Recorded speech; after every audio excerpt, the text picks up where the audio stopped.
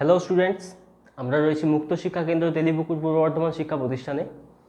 আজকে আমরা নেতাজি সুভাষ ওপেন ইউনিভার্সিটির বিটিপি ফার্স্ট ইয়ারের ইএনভিএস বা পরিবেশ বিদ্যার এই কম্পালসারি পেপারটার একটা ক্লাস করব। আজকে আমরা পরিবেশ দূষণ এই যে অধ্যায়টা রয়েছে এটা নিয়ে আলোচনা করব। তো পরিবেশ দূষণ মানে জিনিসটা কি? পরিবেশ দূষণ মানে আর কিছুই না, পরিবেশ বা প্রাকৃতিক পরিবেশে যা যা ক্ষতিকর ঘটনা ঘটতে পারে বা ক্ষতিকর পদার্থ প্রাকৃতিক পরিবেশে আসতে পারে সেই সব কিছুই হচ্ছে পরিবেশ দূষণ। যেটা পরিবেশের ক্ষতি করবে সেটাই হবে পরিবেশ দূষণ। এখন পরিবেশের ক্ষতি হওয়া মানে হচ্ছে সেটা আমাদের ক্ষতি হওয়া।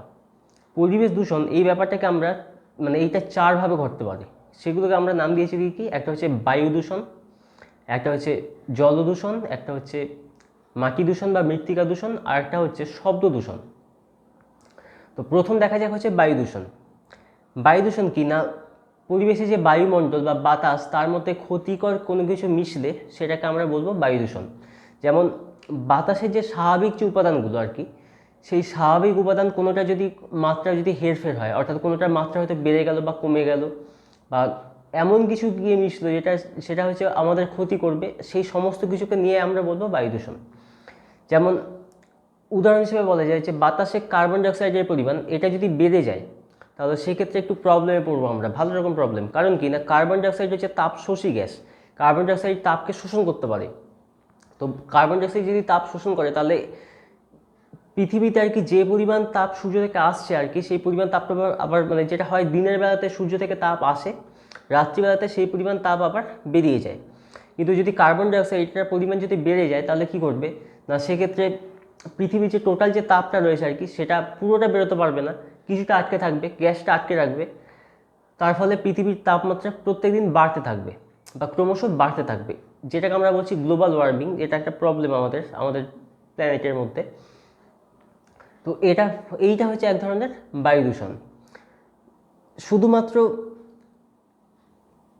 এই কার্বন ডাইঅক্সাইডের বৃদ্ধিতে তা নয়, বাতাসের মধ্যে ক্ষতিকারক কোনো গ্যাস যদি এসে মেশে তাহলেও সেটাকে আমরা বায়ু দূষণ বলবো। বায়ু দূষণ কী কীভাবে করতে পারে? একটা হচ্ছে গ্যাসীয় দূষণ। গ্যাসীয় দূষণ মানে হচ্ছে বাতাসে কোনো গ্যাসের পরিমাণ বেড়ে যাওয়া বা বাতাসে কোনো ক্ষতিকর গ্যাস এসে মিশে যাওয়া আর কি, সেইগুলোকে আমরা বলবো একসঙ্গে বায়ু গ্যাসীয় দূষণ বা গ্যাসীয়ভাবে বায়ু দূষণ। উদাহরণ হিসেবে বলা যায়, যেটা বললাম কার্বন ডাইঅক্সাইডের পরিমাণটা বেড়ে যাওয়া, এছাড়া যদি বাতাসে সালফার ডাইঅক্সাইড বা নাইট্রোজেন অক্সাইড এগুলোর পরিমাণ যদি বেড়ে যায় তাহলে সেক্ষেত্রে অ্যাসিড বৃষ্টির এটা একটা সম্ভাবনা থাকে। কারণ কি না, এই গ্যাসগুলো জলের সঙ্গে মিশে গিয়ে অ্যাসিড তৈরি করে এবং সেটা বৃষ্টির সঙ্গে ঝরে পড়ে। আর অ্যাসিড বৃষ্টি খুবই মারাত্মক। অ্যাসিড বৃষ্টির প্রভাবে যেটা কুফল আমরা দেখতে পেয়েছি আর কি, সেটা হচ্ছে একটা হচ্ছে তাজমহল, যেটা তাজমহলের সাদা রঙটা গায়েতে ছোপ পড়ে গেছে। এছাড়া অ্যাসিড বৃষ্টির প্রভাবে এটা হয় যে গাছের পাতাগুলো সেগুলো কুঁকড়ে যায়।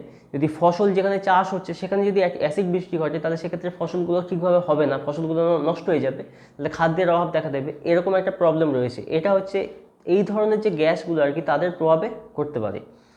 এছাড়া রয়েছে ভাসমান কঠিন কণার জনিত দূষণ, যেটা হচ্ছে ভাসমান কঠিন কণা মানে হচ্ছে যেমন ছাই, ঠিক আছে, তারপর কোনো কিছু গুঁড়ো আর কি, এগুলো বাতাসে মিশে থাকলে আর কি সেটা আমাদের ক্ষেত্রে আমাদের শ্বাস প্রশ্বাসের সঙ্গে ভেতরে গিয়ে সেটা আমাদের ক্ষতি করতে পারে। যদি বাতাসে ছাইয়ের পরিমাণ বেড়ে যায়, এখন সেগুলো যেহেতু কঠিন তাহলে ওগুলো একসময় অধঃক্ষিপ্ত হবে, ঠিক আছে। তো যেটা ঘটে সেটা হচ্ছে গাছের পাতার উপর অধঃক্ষিপ্ত হয়ে যায়। গাছের পাতার উপর অধঃক্ষিপ্ত হলে গাছের পাতার উপরে ওটা একটা স্তর পড়ে গেল, স্তর পড়ে গেলে কি করবে না, সূর্যের আলো গাছের পাতায় পড়বে কিন্তু ক্লোরোফিলকে উত্তেজিত করতে পারবে না, তার ফলে গাছ খাবার তৈরি করতে পারবে না, গাছটা আস্তে আস্তে মারা যাবে। এরকম বিভিন্নভাবে আর কি বায়ু দূষিত হতে পারে। বায়ু দূষণের কারণ হিসেবে যদি দেখি তাহলে প্রাকৃতিক কারণ হচ্ছে না বিভিন্ন প্রাকৃতিক বিপর্যয়, যেমন হচ্ছে দাবানল, তারপর আগ্নেয়গিরি থেকে অগ্নুৎপাত, এই ধরনের যে কারণগুলো আর কি এদের প্রভাবে বায়ু দূষিত হয়। দাবানলের প্রভাবে যেমন একটা জঙ্গল একটা পুড়ে গেল, তার ফলে কি হচ্ছে না, অনেকটা পরিমাণ কার্বন ডাইঅক্সাইড আর কি সেটা বেরিয়ে আসছে দিয়ে বাতাসে মিশছে, কিন্তু সেই দাবানল কিন্তু প্রাকৃতিক নিয়মে ঘটে, প্রাকৃতিক নিয়মে দাবানল ঘটে, মনুষ্য সৃষ্ট কারণেও কিন্তু দাবানল ঘটে, কিন্তু সেইটাকে পরের জায়গায় দেখা হবে। প্রাকৃতিক কারণে যদি দাবানল ঘটে সেক্ষেত্রে পরিবেশ দূষণ ঘটছে। আর আরেকটা সেটা হচ্ছে আগ্নেয়গিরি থেকে অগ্নুৎপাত, এটা পুরোপুরি প্রাকৃতিক কারণ, এক্ষেত্রে মানুষের কোনো হাত নেই। তো এক্ষেত্রে কী হয়, তা সেই আগ্নেয়গিরির মুখ থেকে যেমন লাভা বেরিয়ে আসে তার সঙ্গে ছাই, এছাড়া সালফার ডাইঅক্সাইড, এই ধরনের বিভিন্ন গ্যাস আর কি সেগুলো বেরিয়ে আসে, যেটা বাতাসে গিয়ে মিশছে। তো সেটার ফলে বায়ু দূষিত হয়। জলাভূমি থেকে সৃষ্ট মিথেন গ্যাস, মিথেন গ্যাস এটা হচ্ছে যেমন কোনো কোনো একটা জায়গায়, যেমন ধান জমি একখানা, সেখানে চাষ হয়েছে বা চাষ হয়েছিল, ধান কাটা হয়ে গেছে, এবং সেই জায়গায় মাটিটা, ওখানে ধান গাছের যে গোড়াগুলো সেগুলো মাটির মধ্যে রাখা থাকে আর কি, মাটির মধ্যেই মানে একদম প্রথিত অবস্থায় থাকে, ওটাকে কাটা হয় না, গোড়াগুলো মাটিতেই থাকে। তো যখন গোড়াটা যখন জল পড়ে যখন ওটা পচে যাবে, পচে গেলে কী হবে, ওর ভেতরে মিথেন গ্যাস তৈরি হবে। মিথেন গ্যাসটা কিন্তু পরিবেশ দূষণকারী গ্যাস। মিথেন গ্যাসের প্রভাবে যেটা ঘটে, মিথেন গ্যাসও কিন্তু কার্বন ডাইঅক্সাইডের মতো তাপ শোষী একটা গ্যাস, এবং এটা একটা দাহ্য গ্যাস, যার জন্য আমরা গ্রামের দিকে আর কি, যে শুকনো যে মাঠ আর কি, গরমকালে একদম শুকনো খটখটে মাঠ, সেখানে আমরা আলিয়া বলে একটা জিনিস সেটা দেখতে পাই। সেটা আর কিছুই না, মিথেন গ্যাস, সেটা বাতাসের সংস্পর্শে এসে জ্বলে যায়। এছাড়া উল্কাপাতের ফলে কিছু ধাতু কণা, মহাজাগতিক কিছু ভারী ধূলিকণা, এগুলোর প্রভাবে বায়ু দূষণ ঘটতে পারে। আর মনুষ্যসৃষ্ট যে কারণ আর কি, যেটা মানুষ যেটা ঘটায়, তার মধ্যে একটা পড়ছে যানবাহন সৃষ্ট বায়ু দূষণ, আর কলকারখানা থেকে বেরিয়ে আসা যে ধোঁয়া, সেগুলোর প্রভাবে যে বায়ু দূষণ। এবার আরেকটা সেটা হচ্ছে যেটা শিল্পজাতীয় যে বায়ু দূষণ, সেক্ষেত্রে হচ্ছে কিনা বিদ্যুৎ শিল্প, সেক্ষেত্রে প্রচুর পরিমাণ বায়ু দূষণ ঘটে। কারণ আমরা যখন তাপ বিদ্যুৎ কেন্দ্র যখন দেখি আর কি, তাপ বিদ্যুৎ কেন্দ্রে কয়লা আর পেট্রোলিয়াম এগুলোকে পুড়িয়ে আর কি, সেখান থেকে যে তাপ শক্তি আসে, সেটা থেকে আমরা জলকে বাষ্প করে সেখান থেকে টারবাইন ঘুরিয়ে আমরা বিদ্যুৎ তৈরি করি। কিন্তু এই যে কয়লার পেট্রোলিয়ামটা পোড়ানো হচ্ছে, তার প্রভাবে যথেষ্ট পরিমাণ ধোঁয়া তৈরি হয় বা যথেষ্ট পরিমাণ কার্বন ডাইঅক্সাইড তৈরি হয়, সেটা বাতাসে গিয়ে মিশলে কার্বন ডাইঅক্সাইডের পরিমাণটা বেড়ে যায়। এছাড়া অ্যাসিড শিল্প যেখানে আছে আর কি, সেই অ্যাসিড শিল্প কেন্দ্রগুলোতে সেখানে chlorine, sulphur dioxide, sulphur trioxide, এই ধরনের বিভিন্ন গ্যাস সেগুলো বাতাসে এসে মেশে। পেট্রোলিয়াম শিল্প হচ্ছে পেট্রোলিয়াম শোধনাগার, আর পেট্রোলিয়াম যে পেট্রোকেমিক্যাল যে কারখানা, সেখান থেকে বিভিন্ন হাইড্রোক্লোরাইড যৌগ, ঠিক আছে, বা হাইড্রোকার্বন যৌগ, ফর্মালডিহাইড, লোহা, সালফার জাতীয় যৌগ, এগুলো সব বেরিয়ে আসে, এগুলো পরিবেশকে দূষিত করছে। তো এরকম শিল্পজাত যে মানে দূষণকারী জায়গা আর কি, সেটার কিছু মানে দুর্ঘটনা যেটা আর কি সেগুলো ঘটেছিল, তাদের মধ্যে যেগুলো ইম্পর্টেন্ট, যেগুলো মনে রাখতে হবে, একটা হচ্ছে ভূপাল গ্যাস দুর্ঘটনা 1984 সালে যেটা ঘটেছিল। সেটা হচ্ছে মানে ভারতবর্ষের ভূপাল শহরে এটা ঘটেছিল। এখানে কি হয়েছিল না, কীটনাশক দ্রব্য প্রস্তুতকারী ইউনিয়ন কার্বাইড কারখানায়, ঠিক আছে, এমআইসি বা মিথাইল আইসোসায়ানেট নামে একটা অতি বিষাক্ত উদ্বায়ী গ্যাস আর কি, সেটা মুক্ত হয়েছিল পরিবেশে, এবং সেক্ষেত্রে অনেক লোকের মৃত্যু ঘটেছিল বা জীবনহানি ঘটেছিল, এবং সরকারি রিপোর্ট অনুযায়ী প্রায় 2300 জন মানুষ এতে মারা পড়েছিল। 2 লক্ষ মানুষ তারা পঙ্গু হয়ে গিয়েছিল, অনেক জীবজন্তু গাছপালা এগুলো ধ্বংস হয়ে গিয়েছিল। এটা একটা খুব দুঃখজনক একটা ঘটনা, ভূপাল গ্যাস দুর্ঘটনা, এবং এটা ইম্পর্টেন্ট, এটা টিকা হিসেবে আসতে পারে। আরেকটা হচ্ছে চেরনোবিল দুর্ঘটনা, সেটা হচ্ছে 1986 সালে ঘটেছিল সোভিয়েত ইউনিয়নের চেরনোবিল পরমাণু শক্তি উৎপাদন কেন্দ্রের রিঅ্যাক্টরে, সেখানে একটা দুর্ঘটনা ঘটে, তেজস্ক্রিয় পদার্থ সমৃদ্ধ আর কি সেই বাতাস, সেটা মাটি আর জলেতে ছড়িয়ে পড়েছিল। এখন তেজস্ক্রিয় যে পদার্থ আর কি, তার এই যে তেজস্ক্রিয়তা, সেটা যথেষ্ট পরিমাণ ক্ষতিকর। তো পুরো জায়গাটা যদি তেজস্ক্রিয় পদার্থে ভর্তি হয়ে যায়, তাহলে সেক্ষেত্রে একটা প্রবলেম। তো এটা হচ্ছে একটা ঘটনা, যেটা হচ্ছে চেরনোবিল দুর্ঘটনা নামে পরিচিত, যেটা সোভিয়েত রাশিয়া ঘটেছিল 1986 সালে। নেক্সট আমরা দেখব সেটা হচ্ছে বায়ু দূষণের ফলে কি ঘটে, অর্থাৎ কী কী মানে ঘটতে পারে বায়ু দূষণের ফলে। একটা হচ্ছে সেটা হচ্ছে বায়ু দূষণের ফলে হচ্ছে গ্লোবাল ওয়ার্মিং, যেটা সেটা একটা একটা মানে একটা ভয়ঙ্কর একটা অবস্থা। গ্লোবাল ওয়ার্মিং, যে পৃথিবীর তাপমাত্রা যদি ক্রমশ বাড়তে থাকে, সেক্ষেত্রে আমাদের যে সেটা সমস্যা, তাপমাত্রা বাড়লে আমরা নিজেরাই এখন মানে যদি একটু কয়েক বছর আগে থেকে দেখি আর কি, তাহলে দেখতে পাবো যেখানে গরমকালে সেখানে হাইয়েস্ট টেম্পারেচার আমাদের শহরে উঠতো, যে সবচেয়ে বেশি টেম্পারেচার 38 ডিগ্রি কি 37 ডিগ্রি উঠতো, সেটা এই মুহূর্তে উঠে যায় হচ্ছে 44 ডিগ্রি 45 ডিগ্রি। তাহলে ডিফারেন্সটা আমরা সেটাই বুঝতে পারবো। মানে গ্লোবাল ওয়ার্মিংয়ের ফল হিসেবে আবহাওয়াটা চরম ভাবাপন্ন আবহাওয়া পরিণত হবে, অর্থাৎ ডিফারেন্সটা থাকবে না। আমাদের এখানে শীতকালটা যেরকম ঠান্ডা হয়ে যাচ্ছে, গ্রীষ্মকালটা সেরকমই গরম হচ্ছে, অর্থাৎ তাদের ডিফারেন্সটা আর কি সেটা বাড়ছে, তাপমাত্রার ডিফারেন্সটা বাড়ছে, গরমকাল আর শীতকালে যে তাপমাত্রার যে পার্থক্য সেটা বাড়ছে, সেটা একটা প্রবলেম। এছাড়া যেটা ঘটতে পারে সেটা হচ্ছে অ্যাসিড বৃষ্টি। অ্যাসিড বৃষ্টির প্রভাবে কী ঘটে সেটা বললাম, যে অ্যাসিড বৃষ্টির প্রভাবে যেমন যে বিভিন্ন মার্বেলের যে সৌধগুলো আর কি, সেটা ক্ষতি হয়েছে, কারণ মার্বেল হচ্ছে কি ক্যালসিয়াম কার্বনেট দিয়ে তৈরি, আর ক্যালসিয়াম কার্বনেটের সঙ্গে অ্যাসিডের একটা বিক্রিয়া ঘটতে পারে, তো তার ফলে মার্বেলগুলো ক্ষতিগ্রস্ত হচ্ছে, মার্বেলের সৌধ যেমন তাজমহল ক্ষতিগ্রস্ত হয়েছে। এবং অ্যাসিড বৃষ্টির প্রভাবে যে মাটির উর্বরতা শক্তি আর কি, সেই অ্যাসিড মিশ্রিত জল যখন মাটিতে এসে পড়বে তাহলে মাটির উর্বরতা শক্তিটা নষ্ট হবে। তাহলে উর্বরতা শক্তি নষ্ট হলে সেখানে ফসল হবে না, সেটা তার ফলে হচ্ছে খাদ্যাভাব একটা দেখা দেবে। আরেকটা হচ্ছে কি না, কিছু গ্যাস রয়েছে যারা হচ্ছে ক্লোরোফ্লুরোকার্বন এই নামে পরিচিত।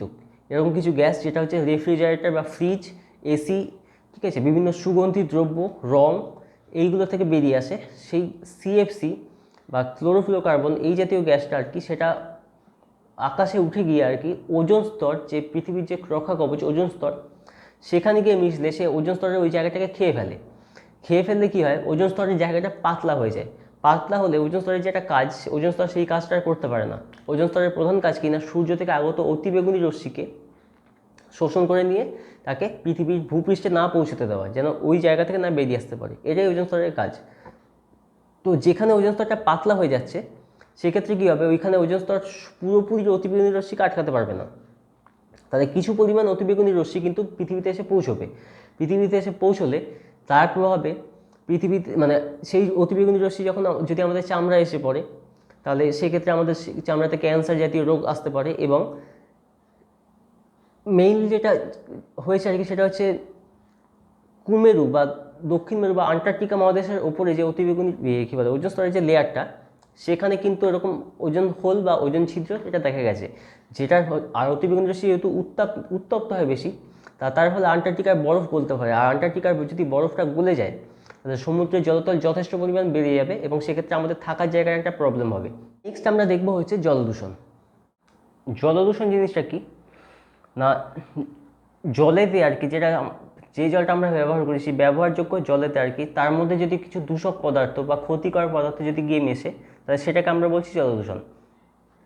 যেমন উদাহরণ হিসেবে বলা যায় যে এখন মানে কী বলে পুকুরে যে জল আর কি, পুকুরের জলে অনেক সময় আমরা নোংরা আবর্জনা এগুলো ফেলে দিই। তো এগুলো ফেলে দেওয়ার ফলে কী হচ্ছে, যে নোংরা আবর্জনাটা ফেলছি, যেটা যেমন হয়তো তরকারি খোসা, ঠিক আছে, তারপর খাবার দাবার, এগুলো পুকুরের জলে ফেলে দেওয়া হচ্ছে। তো কিছু পরিমাণ না হয় মাছে খেয়ে নিল, কিন্তু বাকি যে পরিমাণটা সেটা তো পচে যাবে। পচে গিয়ে মানে সেই মানে পুকুরের জলকে সেটা দূষিত করবে এবং সেখান থেকে কিছু দূষক দ্রব্য আর কি জলের মধ্যে মিশে থাকবে। ফল কী হচ্ছে না, পুকুরের জলটা তখন ব্যবহারের অযোগ্য হবে। এছাড়া কি বিভিন্ন কলকারখানা থেকে আর কি, সেই বিভিন্ন শিল্পকেন্দ্র, সেগুলো থেকে হচ্ছে কিছু বর্জ্য পদার্থ যেগুলো নদীর জলে মিশিয়ে দেওয়া হয়। তো নদীর জলে যদি এই ধরনের পদার্থগুলো মিশে যায় তাহলে সেক্ষেত্রে কী হচ্ছে,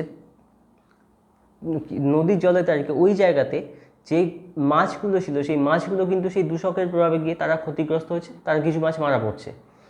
তো এইভাবে আমরা নিজেরাই কিন্তু জলের ক্ষেত্রে একটা চরম ক্ষতি করে চলেছি। আমাদের যে ভৌম জল বা যেটা আমাদের পানীয় জল সেটা হচ্ছে ভৌম জল। তো মাটির নিচের জল আর কি, সেই মাটির নিচের জলের ক্ষেত্রেও কিন্তু আমরা কিছু ক্ষতি করে চলেছি। যেমন যত্রতত্র যদি মানে যেখানে সেখানে যদি মলমূত্র ত্যাগ করা হয় তাহলে সেক্ষেত্রে কী হচ্ছে, সেই মলমূত্রের যে জলটা সেটা চুইয়ে কিন্তু মাটির গভীরে প্রবেশ করছে এবং মাটির গভীরে প্রবেশ করার পর সেই মাটির যে ভৌম জল তাকে কিন্তু সেটা দূষিত করছে। এজন্য আর কি এ ব্যাপারে সচেতনতা আমাদের নিজেদেরকে অবলম্বন করতে হবে। এছাড়া আর কি হয়, এই যে পেট্রোলিয়াম জাত যে শিল্পকেন্দ্র, সেখান থেকে পেট্রোল বা ডিজেল বা অর্থাৎ যে পেট্রোলিয়াম যে তেলটা আর কি, সেই তেলটাকে নিয়ে যখন জাহাজে করে যাওয়া হয়, হয়তো কোনো দুর্ঘটনার ফলে সেই জাহাজ থেকে যদি তেল পড়ে যায় নিচেতে মানে জলেতে আর কি, তাহলে সেক্ষেত্রে কী হচ্ছে, সেই পুরো তেলটা কিন্তু জলের উপর ভেসে রইল। তেল তো জলের তলায় থাকে না, তেল থাকবে হচ্ছে জলের উপরেতে, তাহলে জলের উপর ওটা ভেসে রইল।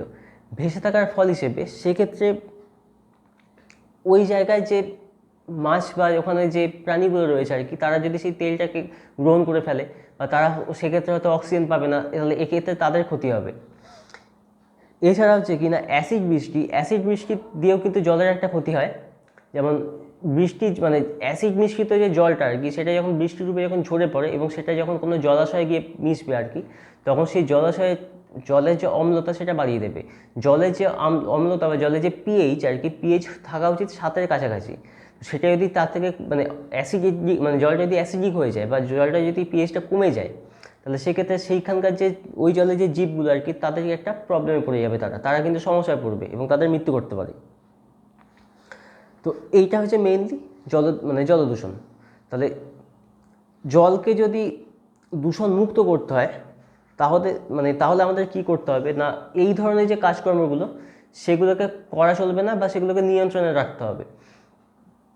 যেমন কলকারখানা থেকে যে দূষক যে পদার্থ হচ্ছে অবশ্যই সেটা তো বেরিয়ে আসবে, কিন্তু সেটাকে এরকম নদীতে না ফেলে সেটাকে কোনো এমন একটা জায়গায় ফেলা উচিত যেখান থেকে সেটা দূষণ কম ঘটাতে পারে। দূষণ সেটা ঘটাবেই, কিন্তু যেন সেটাকে কম ঘটাতে পারে।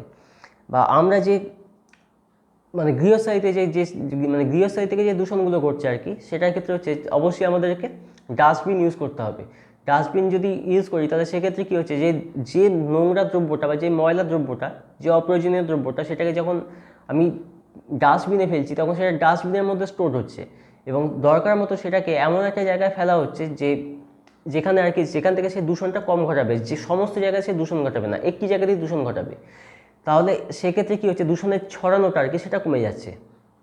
আর না হলে এই জলদূষণ থেকে কি ঘটতে পারে না, জলদূষণ থেকে বিভিন্ন রোগ ঘটতে পারে।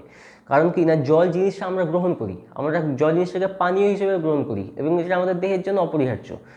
তো যদি দূষিত জল আমরা গ্রহণ করি তাহলে দূষিত জল থেকে আমরা বিভিন্ন ব্যাকটেরিয়াজাত রোগ, যেমন হচ্ছে কলেরা, ঠিক আছে, কুষ্ঠ, এই ধরনের রোগগুলো আমাদের ঘটতে পারে। আরেকটা হচ্ছে কিছু ভাইরাস ঘটিত রোগ, যেমন হচ্ছে পোলিও, হেপাটাইটিস বি, এই ধরনের বিভিন্ন রোগ ঘটতে পারে। কিছু প্রোটোজোয়াজাত রোগ আর কি, যেমন হচ্ছে আমাশয়, ঠিক আছে, বা ডায়রিয়া, এই জাতীয় যে রোগগুলো সেগুলো আমাদের ঘটতে পারে। তাহলে সেটা এদের মধ্যে কিছু রোগ তো মারক রোগ, তাহলে সেক্ষেত্রে আমাদের মৃত্যু করবে, আমরা নিজেদের ক্ষতি করব। তাই আমাদেরকে এই ধরনের যে কাজকর্মগুলো সেগুলো থেকে আমাদেরকে দূরে থাকতে হবে, সেগুলোকে আমাদের কন্ট্রোলে রাখতে হবে। আর এটা সচেতনতা কিন্তু সাধারণ মানুষকে হতে হবে। আমরা যে কেউ একজন কি দুজন মিলে করলে সেটা হবে না।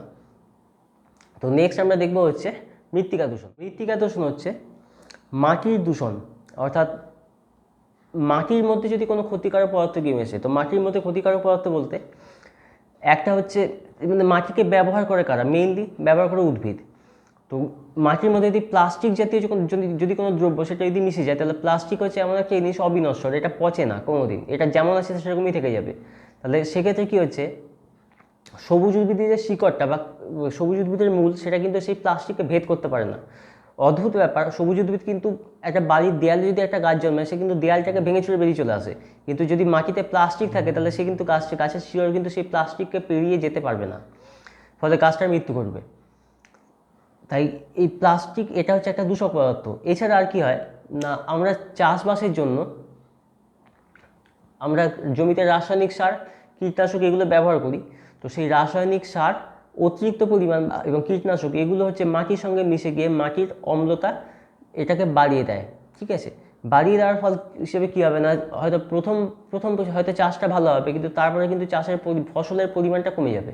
এবং সেটা আমরা সেই জিনিসটা উপলব্ধি করেছি, এটা ঘটেছিল 60-এর দশকে, যেটাকে আমরা সবুজ বিপ্লব নামে পরিচিত, যেটা আমাদের কাছে পরিচিত, এবং তার কুপ্রভাব সেটাও আমাদের কাছে পরিচিত। এছাড়া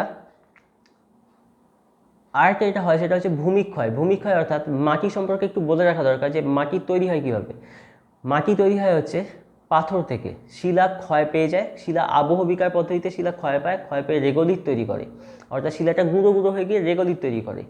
রেগোলিথের সঙ্গে বিভিন্ন জৈব পদার্থ, জল এবং বাতাস এগুলো মিশে তৈরি হয় মাটি। তো এই পদ্ধতিতে মাটি তৈরি হতে অনেক দিন সময় লাগে। বলা বাহুল্য যে 6 ইঞ্চি একটা মাটির স্তর তৈরি হওয়ার জন্য প্রায় 400 থেকে 500 বছর সময় লেগে যায়। তাহলে মাটির ক্ষেত্রে আমাদের একটা সংরক্ষণ প্রয়োজন। কারণ কি, আমরা কোথায় হয়তো বাড়ি তৈরি করতে হবে, তার জন্য কি করছি, একটা চাষযোগ্য জমি যেটা, সেই জমিটার মাটিটাকে আমরা কেটে নিচ্ছি, কেটে সেখানে বাড়ি তৈরি করছি, এবং যে মাটিটা উর্বর মাটি, সেই মাটিটাকে কিন্তু আমরা আমাদের বাড়িটাকে উঁচু করার জন্য ব্যবহার করছি। এবার যে মাটিটা সদ্য তৈরি হয়েছে সেই মাটিটা বেশি পরিমাণ উর্বর হয়। তাহলে এই বাড়িটা তৈরি করার জন্য এই যে একদম ওপরের দিকে যে স্তরটা আর কি, সেই স্তরটা কিন্তু উর্বর মাটি। তা ওটাকে যদি চাষবাসের ক্ষেত্রে যদি ব্যবহার করা হয় বা ওইটুকু মাটিটাকে কেটে নিয়ে যদি সেটাকে জমিতে দেওয়া হয়, তাহলে সেক্ষেত্রে উর্বরতাটা থাকবে, মাটির উর্বরতাটাকে নষ্ট করে ফেলবো না, মাটির উর্বরতাটা বজায় থাকবে। আরেকটা কি না, ভূমিক্ষয়, এটা একটা বড়সড় একটা কারণ। সেটা হচ্ছে কীরকম না, আমরা নদীর ধারেতে গাছপালা এগুলোকে যদি কেটে ফেলি, তাহলে গাছের কাজ হচ্ছে, গাছ হচ্ছে শিকড় দিয়ে মাটির কণাগুলোকে আঁকড়ে ধরে রাখবে।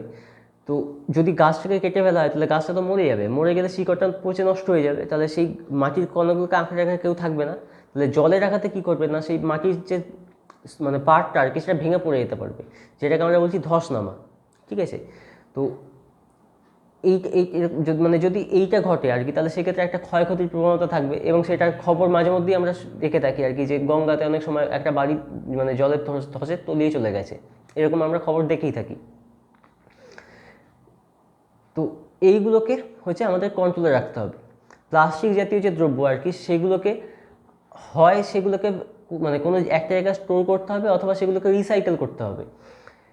এবং এই যে জমিতে যে কীটনাশক এগুলো যে ব্যবহার, এগুলো অতিরিক্ত পরিমাণ ব্যবহার করা চলবে না, তাহলে নিজেদের জমিরই ক্ষতি করব। নেক্সট হচ্ছে শব্দ দূষণ। শব্দ দূষণ কি না, অবশ্যই শব্দের মধ্যে কোনো ক্ষতিকর পদার্থ এটা সম্ভব না। শব্দ দূষণ হচ্ছে যেটা সহ্য করা যায় তার থেকে অধিক তীব্র যদি শব্দ সেটা আমাদের একটা ক্ষতি করে, সেইটাকে বলা হচ্ছে শব্দ দূষণ। মানে আমরা যদি তীব্র আওয়াজের মধ্যে যখন থাকবো, তখন সেক্ষেত্রে আমাদের নিজেরই একটা মানসিক একটা প্রবলেম ঘটবে, বা আমাদের যদি শরীর হয়তো কোনোভাবে আমরা অসুস্থ, তাহলে সেক্ষেত্রে যদি অতিরিক্ত শব্দের মধ্যে আমরা থাকি, তাহলে আমাদের একটা বিরক্তি ভাব থাকবে। এই ব্যাপারটাকে বলা হচ্ছে শব্দ দূষণ। অর্থাৎ এটা হয়তো কোনো ক্ষতিকর পদার্থ থেকে নয়, কিন্তু এর তীব্রতা দিয়ে এরা আমাদের দৈহিক ক্ষতি করছে, বা শারীরিক ক্ষতি করছে, বা মানসিক ক্ষতি করছে। এইটাকে বলা হচ্ছে শব্দ দূষণ। তো আমাদের যেটা মানে শব্দের যে তীব্রতা, সেটাকে মাপা হয়েছে বেল একক দিয়ে, বা ডেসিবেল একক দিয়ে মাপা হয়। তো যে পরিমাণ রেঞ্জ আমরা সহ্য করতে পারবো, সেই পরিমাণ রেঞ্জে শব্দ আমাদের থাকা উচিত, বা তার থেকে কম থাকা উচিত। ঠিক আছে, অধিক পরিমাণ শব্দের মধ্যে থাকাটা উচিত না। শব্দের মানে সহনশীল যে তীব্রতা, সেটা মোটামুটি 65 ডেসিবেল মতো। তো যে সব যখন আমরা হয়তো কোনো অনুষ্ঠানে রয়েছি আর কি, খুব জোরে যদি বক্স বাজানো হয়, তাহলে সেটা যদি 65 ডেসিবেলের মাত্রা ছাড়িয়ে যায়, তাহলে সেক্ষেত্রে একটা প্রবলেম, সেক্ষেত্রে আমাদের একটা শারীরিক একটা অসুবিধা একটা দেখা দেবে। অতিরিক্ত বিট বা এখন যেটা একটা ব্যাপার রয়েছে, এটা হচ্ছে হাই বেসের মধ্যে থাকা আর কি, মানে যে ক্ষেত্রে ধুম ধুম করে একটা আওয়াজ হবে কানের মধ্যে, এটার মধ্যে থাকা, এটা একটা খুব একটা মজাদার ব্যাপার। তো এটার মধ্যে যদি থাকা হয়, তাহলে সেক্ষেত্রে কী হচ্ছে, একটা খুব কমন ফ্যাক্টর, সেটা হচ্ছে এই যে কোনো গান যখন আমরা শুনি, গানের যে বিটটা আর কি, আমাদের হার্ট কিন্তু সেই বিটটাকে ধরে পাম্প হতে শুরু করে। হার্টে নিজের যে পাম্প হওয়ার যেটা স্বাভাবিক ছন্দ, সেটা চেঞ্জ করে নিয়ে ও গানের বিটেতে পাম্প হওয়া শুরু করে। এটা হচ্ছে হার্টের একটা বৈশিষ্ট্য। তাহলে আমরা যদি হাই বিটের মধ্যে থাকি, তাহলে হার্ট কিন্তু সেই লেভেলে পাম্প করবে, যেটা কিন্তু আমাদের রক্তচাপ বাড়িয়ে দেবে। রক্তচাপ বেড়ে গেলে আমাদের হয়তো তৎক্ষণাৎ মৃত্যু ঘটতে পারে, বা আমরা হয়তো মানসিকভাবে বিকলাঙ্গ হতে পারি। তো ওই জন্য যে সমস্ত জায়গাতে আর কি অতিরিক্ত শব্দ রয়েছে, সেখানে শব্দের প্রাবল্যটাকে সেটাকে কমানো উচিত। হাই বিট এটার মধ্যে থাকা উচিত না। অতিরিক্ত জোরে গান শোনা, যেটা আর কি অতিরিক্ত জোরে বক্স বাজানো বা মাইক চালানো, এগুলো উচিত না, এগুলো ক্ষতিকর। এছাড়া কিছু কিছু জায়গা আছে যেক্ষেত্রে হচ্ছে, যেমন জনবহুল যে এলাকাগুলো বা রাস্তাঘাট, যেক্ষেত্রে হচ্ছে অনেক যানবাহন একসঙ্গে চলাচল করে, সেক্ষেত্রে প্রচুর যদি হর্ন বাজে, সেটা একটা ক্ষতিকর। সেক্ষেত্রে কী করতে হয়, শব্দ নিরোধক যে ইয়ার প্লাগ যেটাকে বলা হয়, বা শব্দ নিরোধক, সেটাকে ব্যবহার করতে হয়। তো এইটা হচ্ছে এই পরিবেশ দূষণ সংক্রান্ত একটা সংক্ষিপ্ত একটা ধারণা। তো এই যে ক্লাসটা পরিবেশ দূষণ, আশা করি যে মোটামুটি একটা আইডিয়া দিতে পারলাম। এ সংক্রান্ত যা প্রশ্ন রয়েছে সেটা আমাদেরকে যদি কোনো প্রশ্ন থাকে, তাহলে সেটা আমাদের কমেন্টে জানাতে পারবে, বা আমাদেরকে যে হোয়াটসঅ্যাপ যে নাম্বার দেওয়া আছে, সেই নাম্বারে হোয়াটসঅ্যাপ করতে পারবে বা ফোন কল করতে পারবে, এবং সেই কোনো প্রবলেম থাকলে সেটা জিজ্ঞেস করতে পারবে, সেটা সলভ করে দেওয়ার ব্যবস্থা হবে। তো আজকে যে ক্লাস সেটা এখানে শেষ করলাম।